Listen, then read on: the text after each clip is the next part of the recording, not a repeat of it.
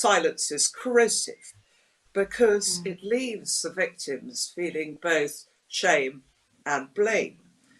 I think I wanted to lift the shroud of the silence and get more women, children and men to talk about their experiences. And it is happening in a slow way, but it's such a traumatic experience that I think it becomes sort of locked into a compartment inside them, and it's very difficult to find the key to unlock it. But I think the more people, the more brave women I see getting up and speaking about their experiences, it inspires others. I think once they've heard some people talk about it, they think, oh, well, maybe I could do that too.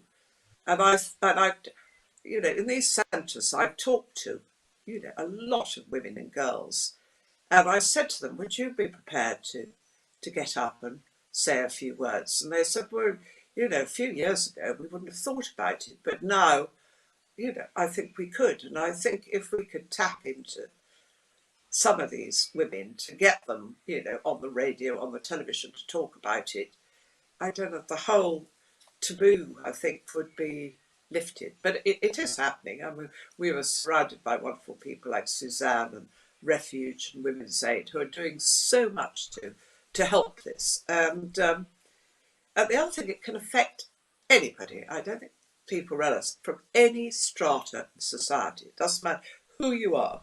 And I just want all these people to know that they're not alone and that there is help there. There's help out there, and, you know, let's, you know, train them to go and get this help. I think that's why I launched it at WOW this spring, probably the last time we all saw each other before we were locked down, hashtag everyone's problem, because it is everybody's problem. And I think now we have to go on and find a solution. I want to say how proud I am to have become Patron of SafeLives. And SafeLives will always stick in my memory from the first visit I paid there. Diana Barron, who was the founder of SafeLives, asked a friend of hers if she'd ask me to come to one of their meetings with, I think, half a dozen women who were talking about their experiences. And I arrived not quite knowing what to expect, and we all sat down in a circle. Police, journalists, people with me, and we started to listen to the First Lady speaking very candidly, very bravely, and I promise you there wasn't a dry eye in the place. I mean, even the toughest men I could see with tears. We were all pretending that we got a cold and blowing our noses, but the experience was so moving. I mean, they had these incredibly eloquent young women telling their stories, the horrendous things that had happened to them.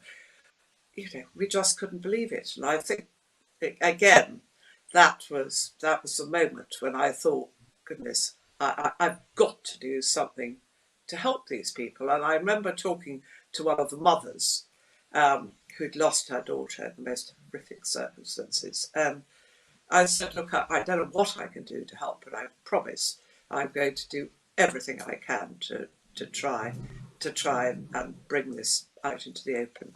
So I'm incredibly, you know, honoured to be part of it now. And I hope, you know, when we're all released again, I'll be able to go out and meet a lot more people, especially after COVID, because I fear, and I know Suzanne's going to tell us a bit more, I fear that the numbers are going to be horrific.